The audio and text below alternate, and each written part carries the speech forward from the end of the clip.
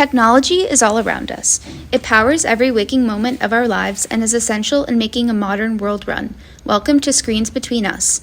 I'm Kate Lifstead. And I'm Bubakar Ba.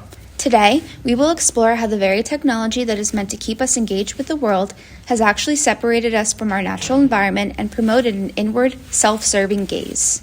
To kick things off, we start off with an explanation of what the model of technology and the environment is. In The Medium is the Massage, Marshall McLuhan reminds us that media technologies are not just extensions of tools, but actually extensions of ourselves. For example, the wheel is an extension of our feet. The computer is an extension of our brain. This idea is also explored in Barry Vacker's essay, Hot and Cool in the Media Scene, a McLuhan-style art and theory project.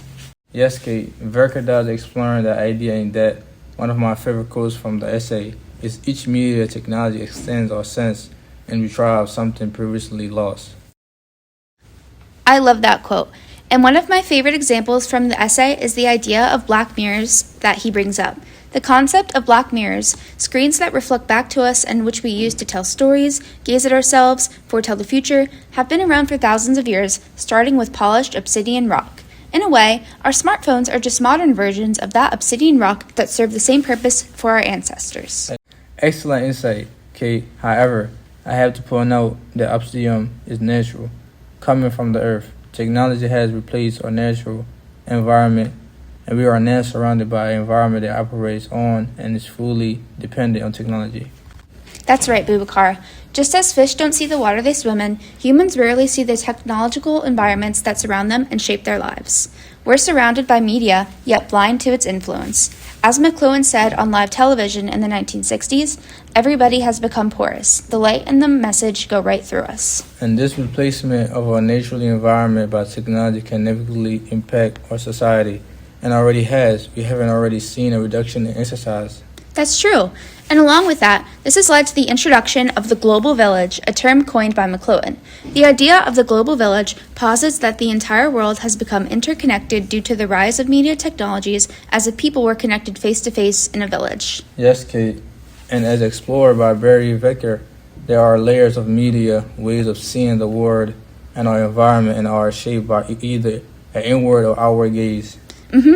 These are known as hot and cool media, and was a theory originally developed by the one and only Marshall McLuhan. Let's explore hot and cool media for a little bit as it relates to technology and the environment. Hot media includes ego and ego media, and these media face inwards. This kind of media requires almost no precipitation of engagement to comprehend. Yes, and to further explain this media, here are some examples. Endomedia is faced at the universe and includes technology such as microscopes and X-ray machines.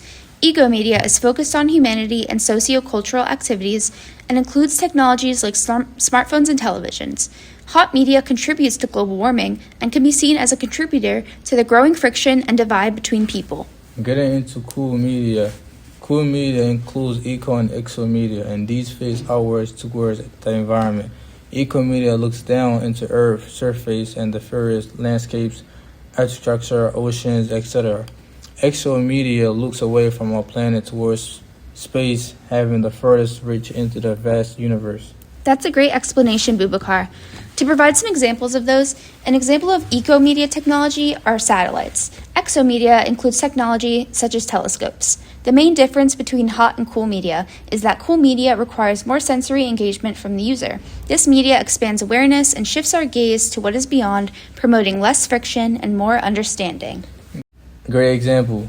And nowadays we're experiencing a co-evolution of exo media and ego media technologies as Vacker explores. This is true. He says, we're trapped in a paradox. We live in an environment that is both too hot, overstimulating, omnipresent, but also too cool, emotionally distant, abstracted from reality. In the words of Barry Vacker, it seems as if ego media might be our consolation for exo media for not being the center of the universe. In this modern, technology-driven environment, the natural world has become background noise. We no longer gaze outward to the horizon. Instead, we stare inward into our feeds, our data, and our curated selves. The screen becomes the mirror. McLuhan message, the constant sincerity pressure of media has turned our attention to the self, massaging the ego. McLuhan warned that when a new medium becomes our environment, it reshapes humanity itself. We don't just live with technology anymore, we live in it. To look up from the screen and experience the world as if it is an act of resistance. Maybe the first steps towards balancing the old with the new is remembering that before technology became our environment, the earth was. Thank you for tuning in into this episode of Screen Between Us. I'm Bubakar Ba. And I'm Kate Lifstead. Thank you.